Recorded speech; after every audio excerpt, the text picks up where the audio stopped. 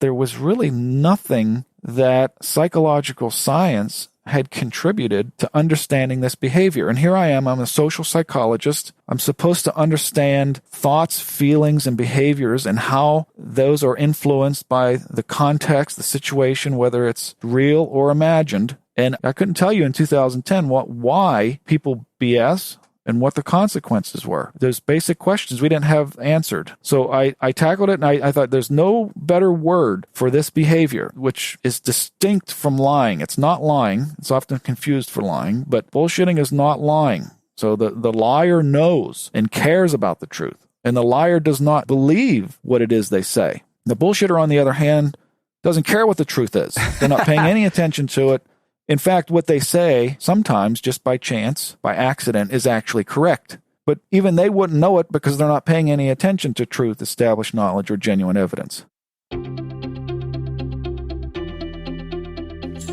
I'm Srini Rao, and this is the Unmistakable Creative Podcast, where you get a window into the stories and insights of the most innovative and creative minds who've started movements, built thriving businesses, written best-selling books, and created insanely interesting art. For more, check out our 500-episode archive at unmistakablecreative.com. John, welcome to the Unmistakable Creative. Thanks so much for taking the time to join us. Oh, thank you for having me. It is my pleasure to have you here. So you have a book out called The Life-Changing Science of Detecting Bullshit, which I, as we said, before we hit record, was probably one of my top 5 favorite books that I read this entire year, all of which we will get into. And I want to start with what I think is a very relevant question given your background and the work that you do. And that is, what social group were you a part of in high school? And what impact did that end up having on what you ended up doing with your life and your career? Wow, great. Yeah, I was actually in a small group, I guess, of what you might call nerdy jocks. I was in the nerdy jock group, so I did sports throughout the year, football, wrestling, track, and anything really. But academics still came first, and I was just interested in really everything. By the time I got to college, I really wasn't sure what I was going to do because I had so many interests. But yeah, if there's one sort of prototypical group that I guess I belonged to during my my elementary and high school years leading into college, it was that, and that also spilled into college. So I had quite an array of interesting friends too, because I had friends in both groups, the sports addicts and the people who just wanted to learn or had interest in science and math and things like that really kept me busy. I was a busy kid and just read as much as I could.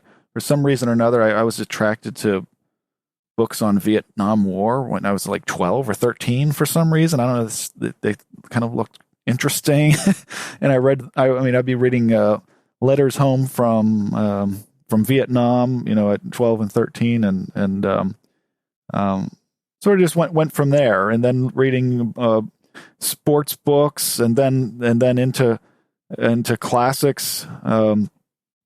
Anything F. Scott Fitzgerald, Great Gatsby, just captivated me. The writing is just beautiful, and so yeah, I was sort of an anomaly because you really don't see many of those. And I try to recruit these types of students to my research lab because I know they're out there, and talent and creativity I think they're spread throughout.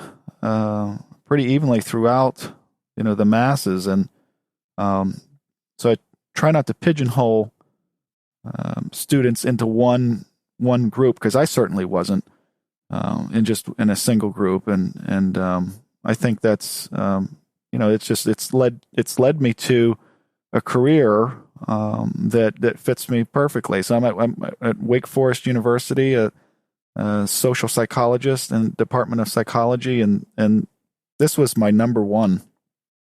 Really, it's really my number one dream job, because there truly is a I think there's a lot of lip service from one university to another that value both teaching and research. But I really think Wake Forest is one of the best compromises of that, and values both teaching and research equally. So I've always been sort of a hybrid and interested in just more than one thing, and that's, I think, has also kind of led my research career as well. So. Yeah. Well, the thing that really strikes me about you is that you seem to have had this very deep intellectual curiosity that really kind of sustained throughout your life from a very young age. You're an educator. Why do you think that isn't more common? Why do you think people don't ever discover that in high school? And a lot of us, go all the way through college. And by the way, we share a love for Fitzgerald in common. That's why I actually became a writer. But the thing is, it didn't come full circle until 20 years later and getting fired from every job I ever had. And, as an educator, what do you think happens to that? Like, I feel like I don't know many people like you in that sense, or I didn't when I was growing up. Yeah. Well, if I could go back to those days, what I would have applied, if I had known then what I know now, I would have explored much more, doing maybe some job shadowing, internships, practicums, those types of things, or anybody that would take me in that I was interested in, even for a day or a week or whatever, unpaid, just to explore the world of work. Even by the time I was in psychology, halfway through my undergraduate degree, I still didn't know exactly what I wanted to do, and I sort of foreclosed early on, well, I guess I'll be a social worker or a psychotherapist or a counselor or clinician of some type. I thought, well, that's what everybody does in psychology, but that's not true. There are positions everywhere in business, marketing, organizational, behavioral, in law. I mean, it's all over the place. Statistical applications are useful everywhere, and these are things that psychology majors should and could take more advantage of if they actually saw what the world of work actually looked like. So that's what I do, is encourage students to seek those opportunities and see what it's like for 8 hours a day. Because honestly, I got quite bored in the clinical arena. Okay, I'm much more of a researcher. I like to surround myself with interesting people and interesting ideas and explore those even more through the science of psychology. And that wasn't even on the radar for me during my undergraduate years, because I didn't know that you could have a career in that. So I would have done more of that, and I think that so many students also they tend to foreclose if they do lean towards education. It's really based on the fact that they've sort of job shadowed, in a sense, through from kindergarten through 12th grade. If they're public or private school, that's the one profession that they have seen more than any. Is the teacher, and a lot of people are attracted to the profession. And when you ask them, so why did you become a teacher? Why did you become a high school teacher, or what? And a lot of them will tell you, unfortunately, well, you get the summers off and all of the holidays off, and it's pretty easy once you do it for a few years. And I'm thinking, like, gee, well, it sounds like the last thing you want to do is teach. You go straight towards all the times that you won't have to be. Now, certainly we have wonderful, well-trained, passionate teachers today, but I don't think until we start paying teachers what they actually deserve, it's not going to be a profession that attracts the best and brightest. The same thing happened with nursing many years ago. Until people realize that the quality of nursing has a huge impact on the quality of healthcare delivery, until we realized that, we really weren't paying nurses what they deserved. And then as soon as we did, then healthcare improved right away.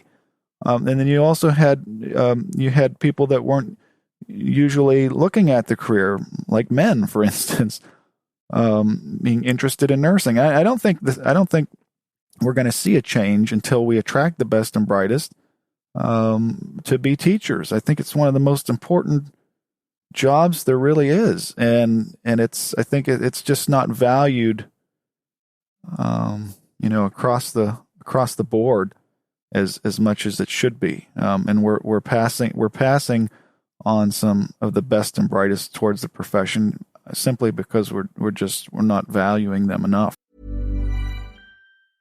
At Jiffy Lube, it's our job to make car care make sense. That's why we offer personalized service reviews that swap car talk for straight talk, so you know what your car is telling you and what to do about it. Putting you in the driver's seat of car care, that's a job for Jiffy. To find a Pennzoil pouring service center near you, visit jiffylube.com. Procurement is the lifeblood of every business. The equipment, ingredients, supplies, and even people that make a business work all need to be found, managed, and paid for. Intelligent Spend Management from SAP gives you more visibility and control over spending, end-to-end, and in the cloud. So your people have what they need to do what they do best, together. Intelligent Spend Management from SAP. Together works. Learn more at sap.com/procurement together.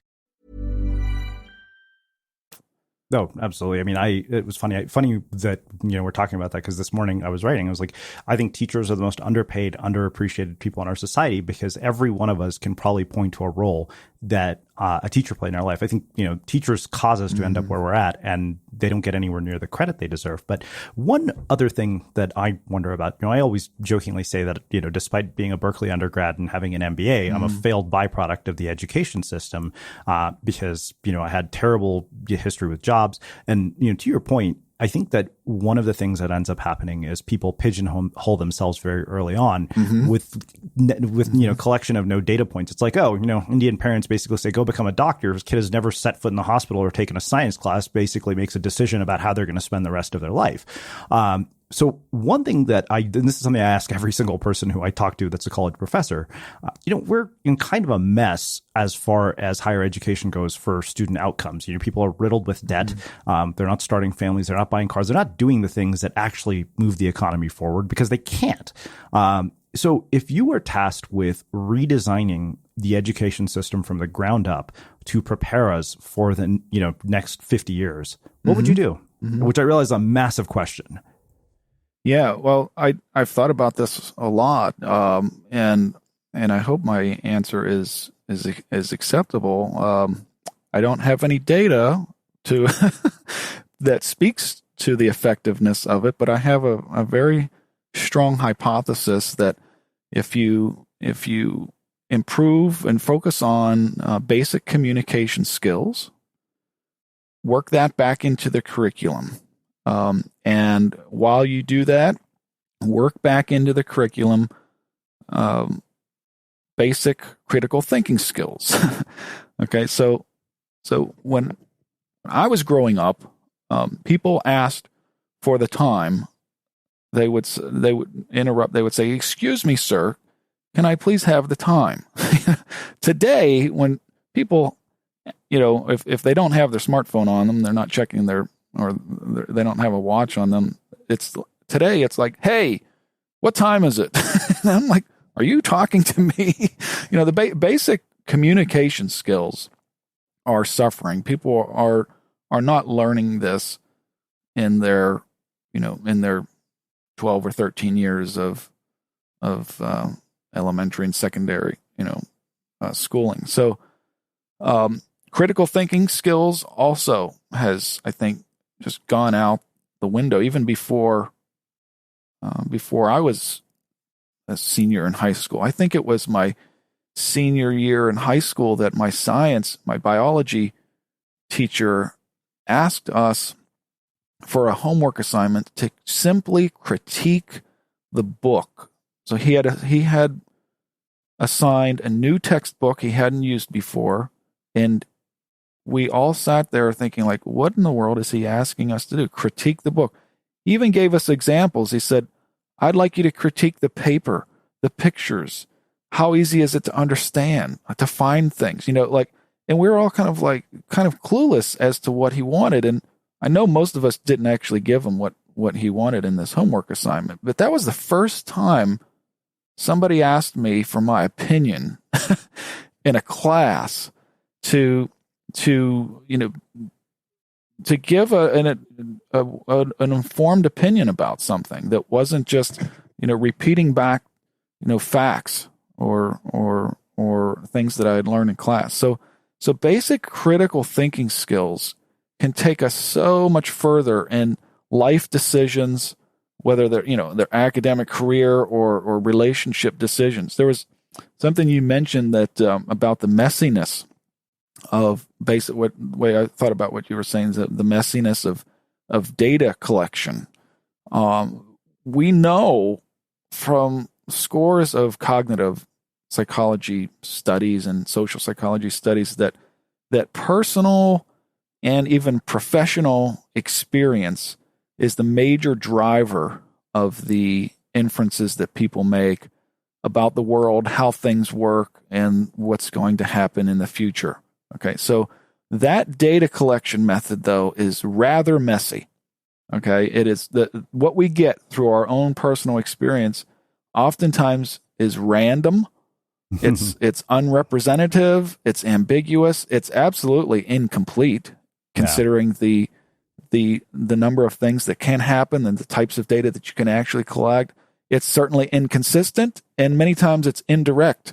It's second or third hand, and oftentimes surprising or counter-attitudinal, and not necessarily things we always want to count. So when you take the example of kind of figuring out, a 17 or 18-year-old trying to figure out, okay, what do I want to get into? What do I want to train myself and prepare myself for a career?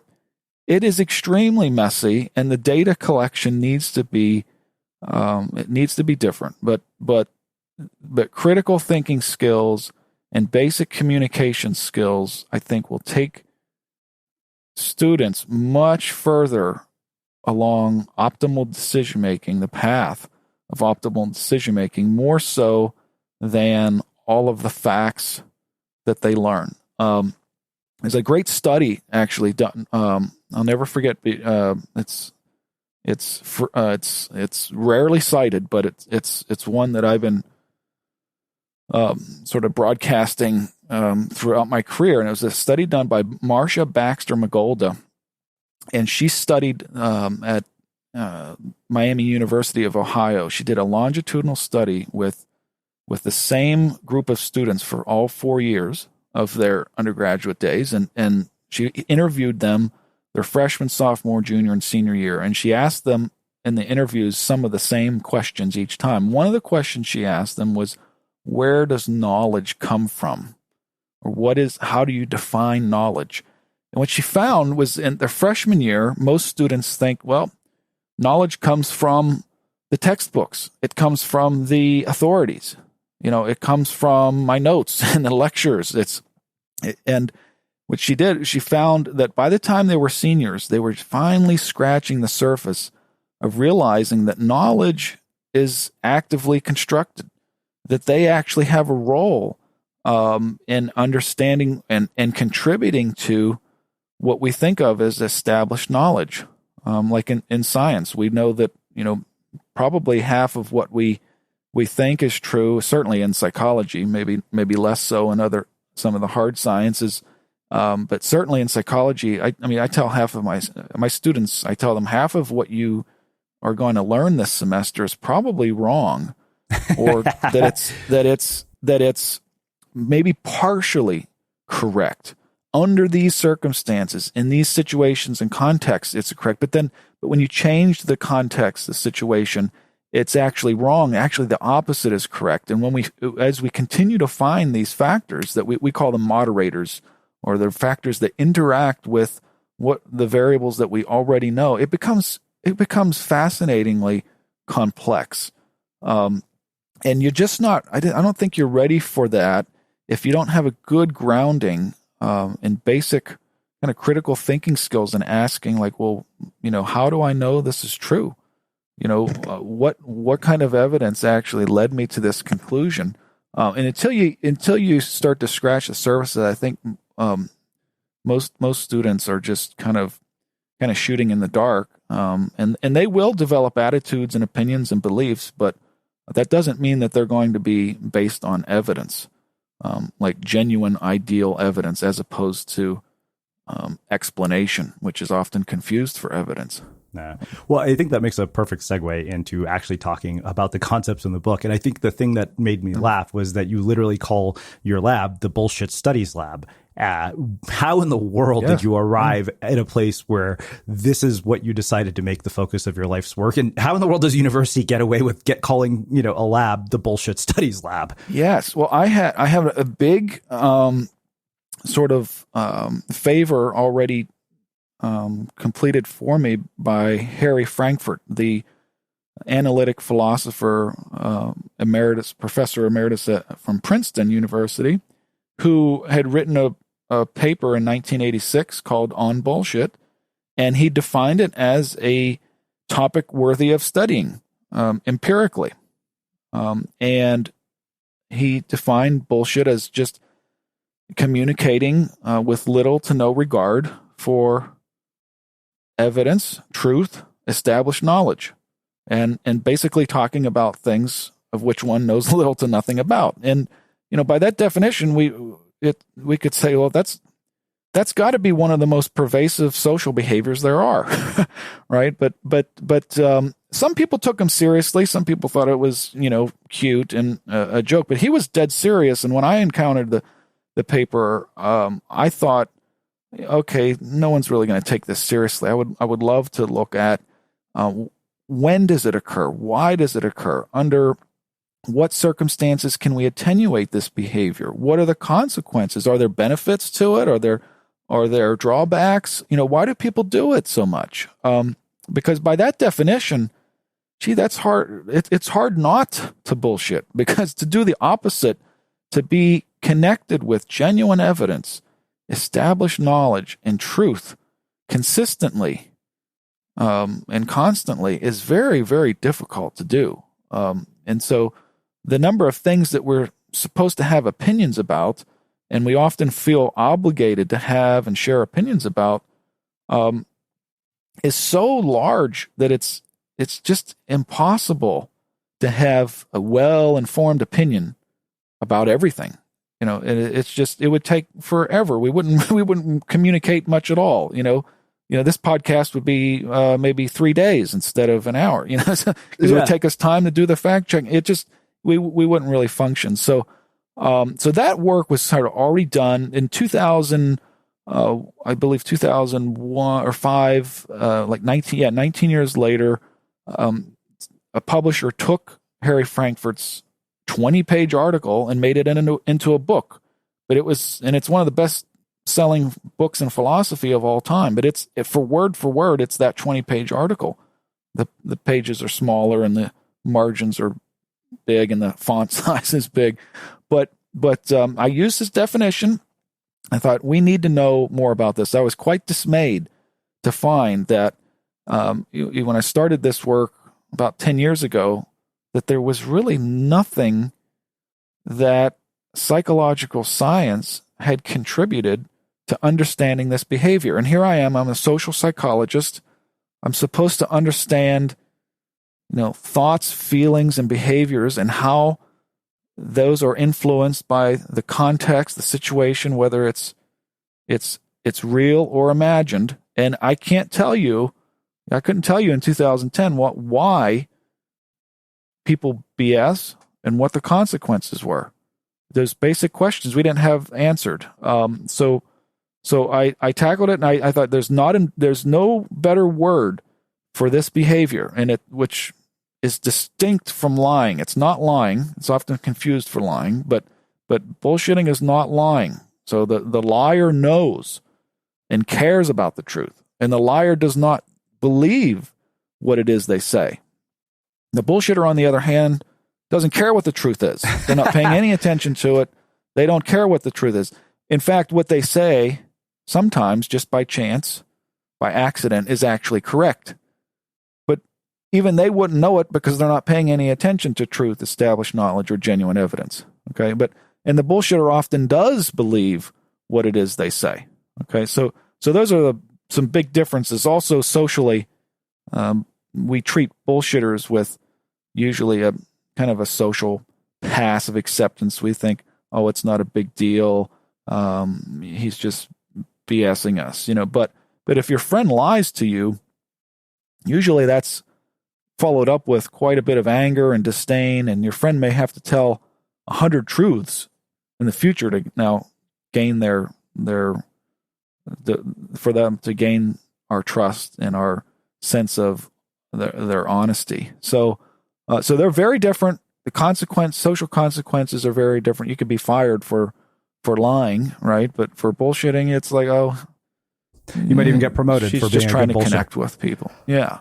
Well, so this is why I think this book struck me so much, because we live in this sort of information age. I interview people, and it's funny. I tell my people who I teach to frequently to consider the possibility that what I'm telling them is bullshit because it might be in the context of their lives.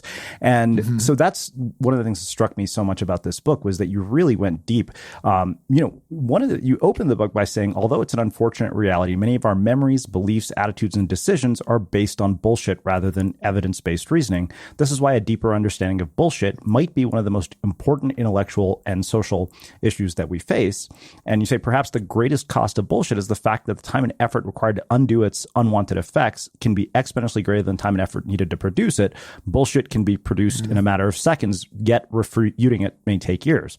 And then you go into a number of different things, which I think really struck me. So let's start with the personality test, because that was really fascinating. You said personality tests alone can't explain behavior and performance. Two people who have the same personality type may vary greatly in their behaviors depending on the context. Yet think about how often, corporations, individuals use personality tests to make career decisions, to make hiring decisions, all that stuff. So why is this? And what's the negative consequence of this? Well, the negative consequence would certainly be, I think, basing hiring decisions, promotion decisions, personnel decisions on these sort of, I want to call them, they're almost make-believe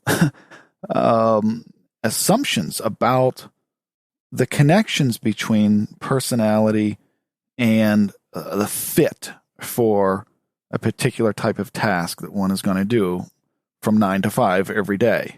So all of the data that we have on, Myers-Briggs types of personality tests, and there's a whole sort of army of these things that have been standardized. We know that these can be useful ways, using these types of tests can be useful ways to describe behavior. And oftentimes, they do show some sort of retest reliability in the sense that, if you've got one, Myers-Briggs code today, you might have the same code tomorrow. There are changes, but generally these can be decent. But you got to remember that these tests are all self-report. All right, so this is just a fancy way of describing how people tend to describe themselves. So if you respond to 100 questions on a personality test and you say true for some and false for others, the test is going to be scored, and then we're going to give you some feedback on basically in more eloquent language than most people can produce themselves is a description of what you said about yourself. It's an indirect. So a lot of times people are amazed by how it seems to tell us exactly what we already think about ourselves. But why not? Why wouldn't it? It's just like looking into a mirror and making it look a little more flowery, a little bit better. But the predictive validity, if we say, okay, well, this person took a Big 5 personality test and they're highest on conscientiousness and agreeableness and openness. Okay. And we say, all right, now let's see Let's try to make some connections between what kind of jobs they should be doing, or what kind of, what kind of work units they should be in, and what we can ask them to do. And there are no data, conclusive data, that show that okay, if you match this personality profile with these various situations, that they're going to succeed. Ipso facto, it's a strong correlation or a strong predictive value. It's just not there. And so that's why I've argued you can take two people with the exact same personality profiles, Myers-Briggs or whatever, and one could be completely happy and productive and in the best position possible.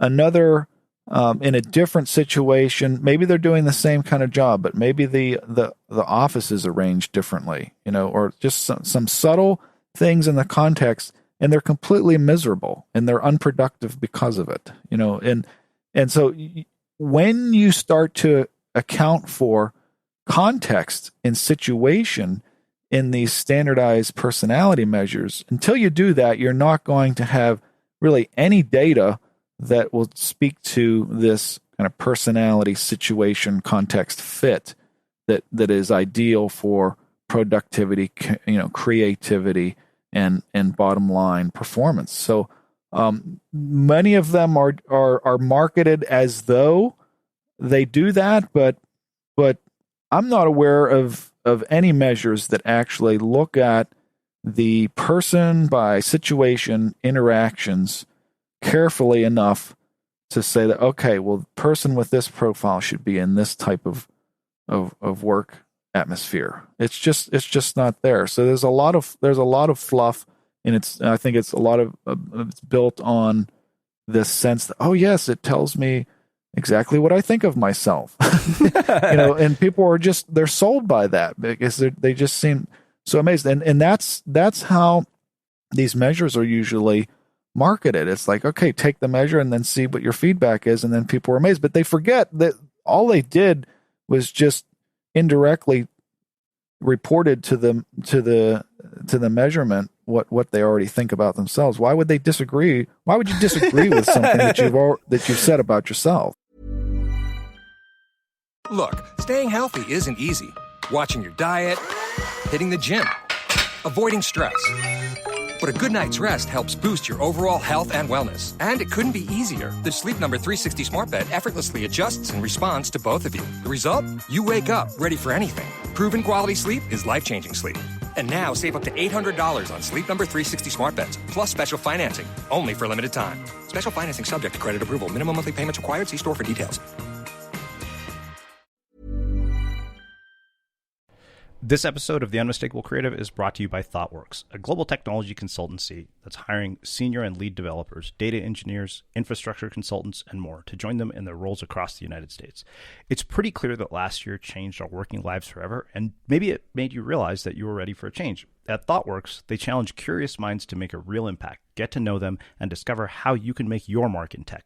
At ThoughtWorks, you're free to seek the most ambitious challenges, free to change career paths, free to use technology as a tool for social change, and free to be yourself. They're looking for change makers, opportunity creators, status quo shakers, ThoughtWorkers. And if you're listening to The Unmistakable Creative, that's probably you.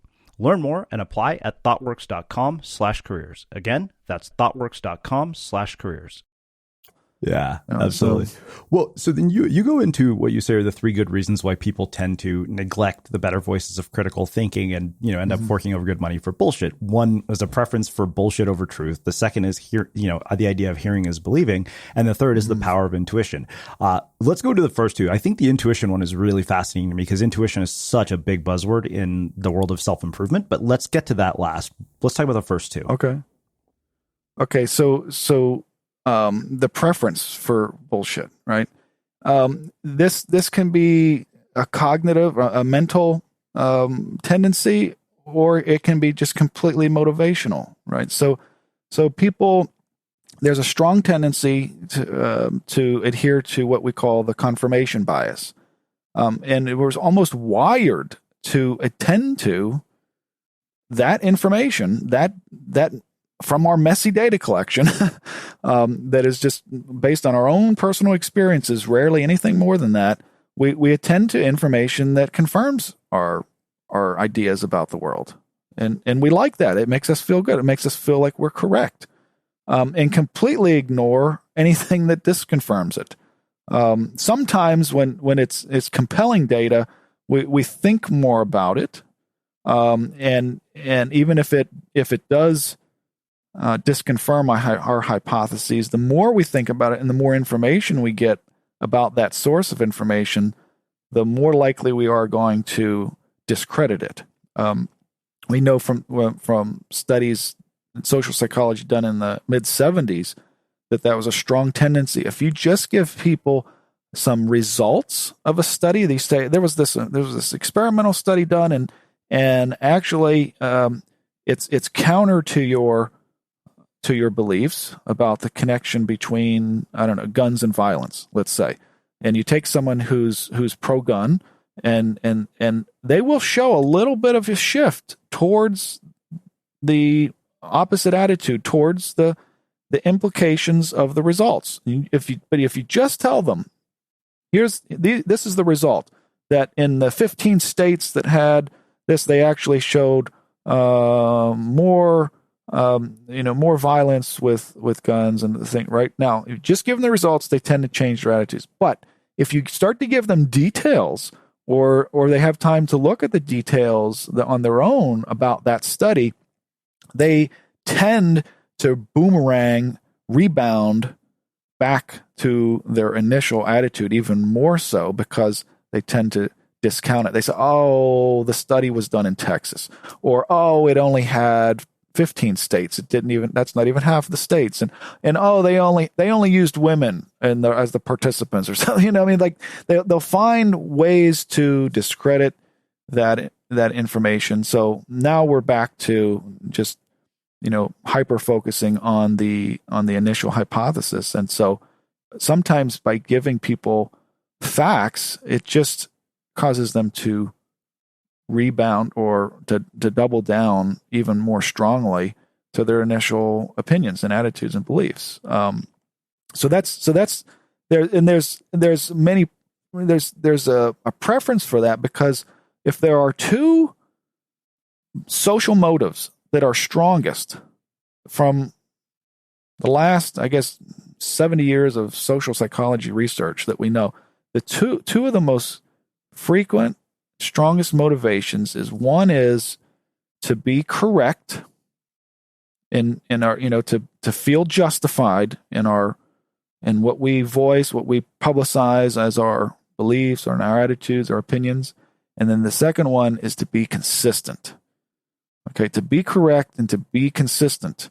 And those two motives can conflict with one another. And especially if you publicize your opinions, your beliefs, and your attitudes, it's very difficult for people to turn back and say, you know what, Srini, I was wrong about that. I didn't think that all through. I didn't have all of the data at the time. Now that I got more information, I realize that my initial that's so hard for people to say. Yeah, and to do. So, I mean, there are things I've written in my own books that I would go back and revise. Based on, a couple more years of life. I mean, in the interest of time, so I think the place that I really want to take this next, and it'll tie into, sort of intuition and, hearing is believing. Because I think for people listening, this to me was one of the most important parts. It was this whole idea of people who are high propensity bullshitters, right? And you said they're high propensity bullshitters are remarkably easy to spot. They're the type of people who are often found evangelizing and proselytizing their beliefs to anyone willing to listen. That's the entire world of self-improvement. That's everybody on this podcast. That's every one of my guests, you, me, and every guest that ever showed up. Now I wouldn't necessarily, criticize them for some of this stuff, but you brought up a lot of things I think are, really big. The disregard for evidence, which I think is rampant in, the world of self-improvement, on the internet. The other is complete reliance on anecdotal evidence and then pseudo-profound language. So I'd love for you to talk about this in the context of sort of the world that people listening to this are living in, because they consume this type of information. They listen to people like you. They read books like mine. They, go to Tony Robbins seminars. I think of all the things that ever struck me the most on the podcast, we had Rick Allen Ross, who's a cult deprogramming expert here. And he said, nobody has done a properly, peer-reviewed research study on the effects of any of these self-improvement seminars to show that the long-term outcomes actually lead to improvements in people's lives. But I'd love for you to talk about this, because you criticized TED Talks, even though I know you gave one yourself. So let's go into this. Like, expand on, the pseudo-profound language, anecdotal evidence, and all of the things that, these are all things that literally I see on the internet all day long. And I probably have done most of them myself. Yes. Yeah, and honestly, when you have any hypothesis about how the world works, what the way people actually operate, and no matter what it is, it's rather easy to find at least a couple of good stories that support the idea. And people are attracted to stories. They're memorable. They tug at the heartstrings more. They get people to think more. They give them. It's also easier to talk about that, right? As opposed to the statistics of the masses, right? This is one of the reasons why, charitable organizations will run, major ads, and they'll tell you about this one child who's, starving in, some part of the world, and they give you all of the basic information about that one child, because they know people that'll move people more mentally and behaviorally, more so than the hundreds of thousands, millions of people who are starving, So you don't give people statistics. You don't give them, it's not good to give them the facts. It's better to give them a story. And it's just easy for people to find that. And the basic pattern that I've argued that the bullshit artists tend to use is they exploit that as much as possible. Is they'll tell you about their best friend or their cousin or their neighbor who had a reaction to, and they're sure that it was caused by a vaccine. Like they're certain that they've got this one piece of information. Now it drives everything. It colors everything that they see. And who cares about any of the data that is coming from, multiple independent lines of inquiry, among people who don't always agree. They rarely agree. Scientists and medical professionals, they're the first people to tell each other that they're wrong, so to see that, to believe as though there's some big meeting that everyone's colluding and on the same page is just completely insane. It does not have any grounding in the way things actually work. But if you don't know how science and medicine, things like that actually work, it's easy to weight a couple of anecdotal pieces of data and for that to drive. The other thing that the bullshitter artists tend to do, again, is focus on just unreliable types of data that they get and they know other people get through personal experience. Because even if you don't have a friend that was injured by or had some kind of bad reaction to a vaccine, that you might know someone who knows someone who did that. Now you can use the story if it suits your purposes, Yeah. And then people use proverbial cliches, all of the time, as though if there's some sort of wisdom hidden in this, the idea of these popular cliches that, like, opposites attract, versus, birds of a feather flock together, right? Usually when you focus on these proverbial cliches, you're going to find that there's another one that sort of disproves it, right? That it's equally correct. So, but that's not. But the bullshitter is not going to make salient both of those. They're going to just focus on why one is correct, and here's the anecdotal data that support it. But they also they tend to exaggerate their own area of expertise. Even if they don't have expertise, they can make people think I've got expertise in this. And what we do know is people who are often most confident about their competence and expertise are often the least competent. I mean, this is people have been writing about this Dunning-Kruger effect for over 20 years now, and it's just the basic idea that the cognitive skills, the mental skills that you need to be competent in an area are the same mental skills that you need to recognize your own and others' competence. So people will express this unabashed overconfidence often in some area that they really don't know anything about. And now if your audience knows as much or less, it's relatively easy to get away with, right?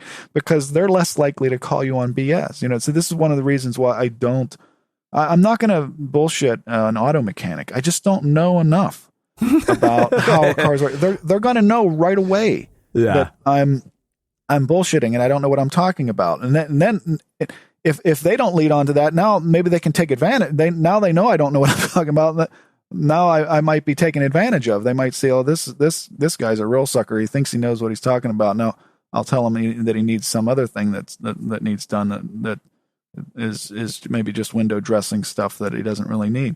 So it's just when we make it easy for people to kind of get away with, they'll take advantage of it. And one of the first things I've learned in the earliest studies on this behavior was that people will do it in every situation except one, and that is that you don't make them feel obligated to share an opinion, and you don't make it easy to get away with. So if you can even demonstrate, well, I know some things about this topic, and I've got some expertise of my own, or I got some knowledge in this topic. You can signal to the bullshitter that, well, maybe they're not going to get away with bullshit because you probably know what you're talking about. And so that's one of the ways to expose ourselves, like right away. But they don't ask. Bullshit artists also don't. They're not going to ask and make salient the critical thinking skills questions that we need to be asking them when we can communicate with them directly. There's only 3 questions that you really need to ask. It's much simpler than people realize. But the first question that we should ask is what is the claim? If we suspect someone of bullshit artistry, we should say, well, what exactly are you saying? I hear you saying X. Is what you are saying X? And these other implications. Usually what will happen is bullshit artists will start to clean it up right away. They'll say, well, here's what I'm talking about. And just make the claim as clear as possible, because we know that clarity is a major antidote to bullshit. So that they'll do us a favor by exposing us less, by starting to clean up and say, well, no, I'm not actually saying that Bill Gates and George Soros actually paid people to invade the Capitol on January 6th. So what I'm thinking, what I really mean is that there are people who have a lot of money that are running this that they might reframe it that way, right? So now you've already gone halfway. So then you work with that, and then once you get through what and clarify the claim, just ask how. How do you know that? How did you come to that conclusion?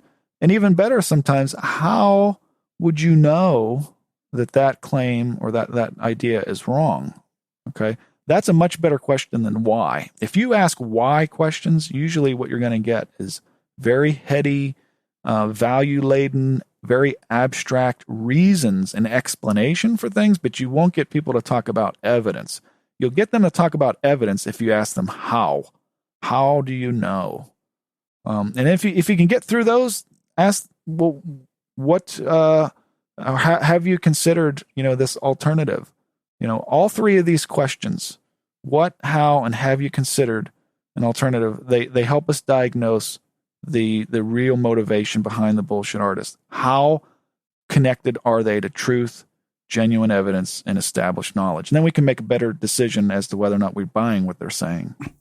Well, I think, I love that you brought this up, because there's two pieces of this that I really wanted to ask you about. You talked about this whole idea of pseudo-profound language, and you say it's intentionally obscured through exaggerations, ambiguous references, insider jargon, buzzwords, and authoritative pretense that the speaker knows about things that no one else can possibly comprehend. And you say pseudo-profound bullshit contains vacuous and confusing words that obscure meaning and invite people to fill in the gaps with whatever they think the nonsense means, while Deepak, referring to Deepak Chopra, comes away sounding brilliant. And it's kind of funny that you brought him up of all people, because like there's a joke among Indians, is like, this guy's not he's not a medical practitioner, he's an online marketer.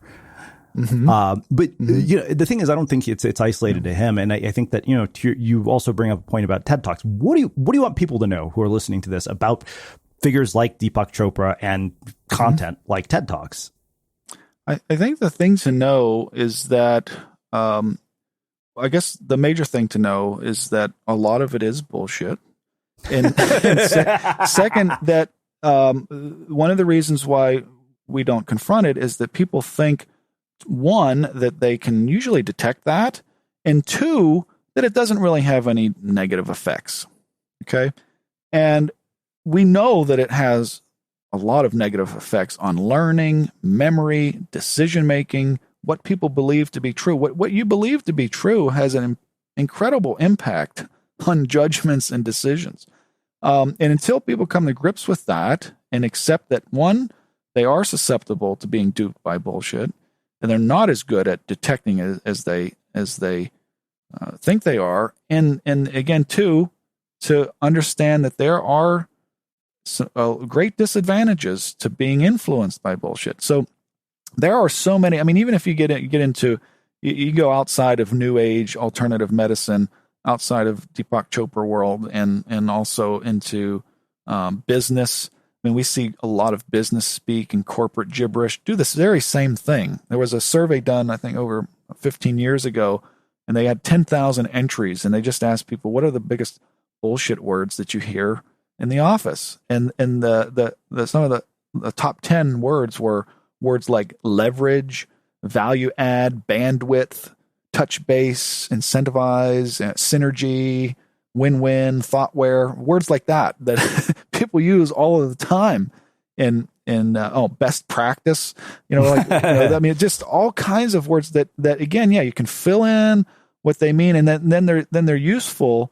But people don't realize that how ambiguous they actually are. And until I think when they start to realize, like, okay, this isn't clear and it's not helping me in my judgment, in my decision as to what's actually going on, until they come to grips with that, they're going to continue to be exposed and to the unwanted effects of bullshit. Now, you mentioned TED Talks.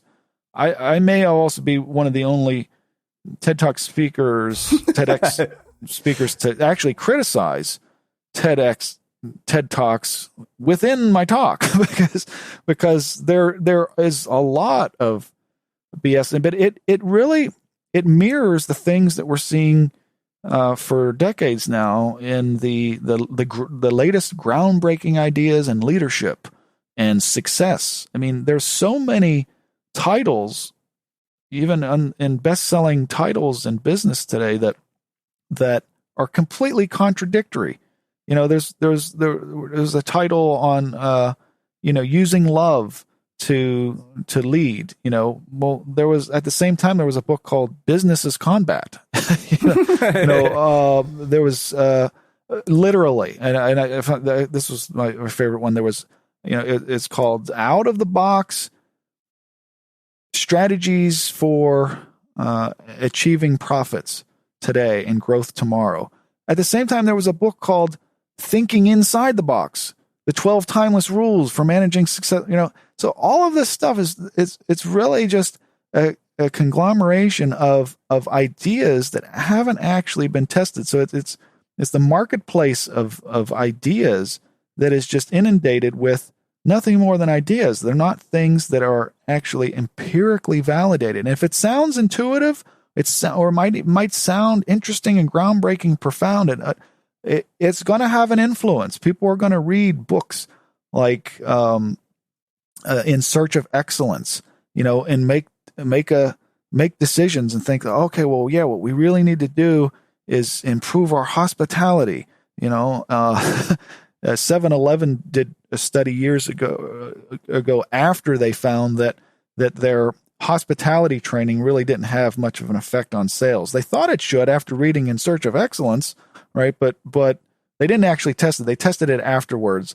People who enter convenience stores do not really care about the hospitality so much. They just want to get in and out, But if you focus on hospitality, then the lines get longer, and people get grumpy because they're waiting in line longer than they should be, because now someone who's connecting with the employees in the store now is telling their life story, right? When you just want to pay for your Diet Coke and get fuel and get out, So, but the experimental method and testing empirically ideas take us much, much further than what appears to be the new, profound, groundbreaking ideas. There are oftentimes they're just old ideas, just waiting for someone to actually test and see if they actually have an impact on behavior.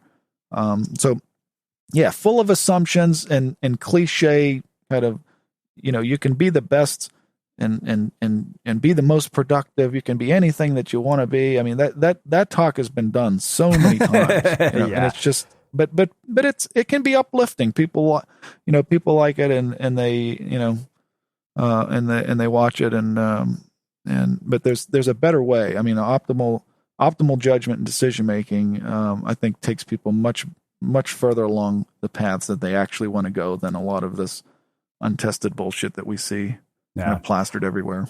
Yeah, no, I mean, I think the place I want to wrap up is with talking briefly about, the idea of personality traits, right? Because I think there are a lot of people who are like, oh, I'm way too smart to fall for this bullshit.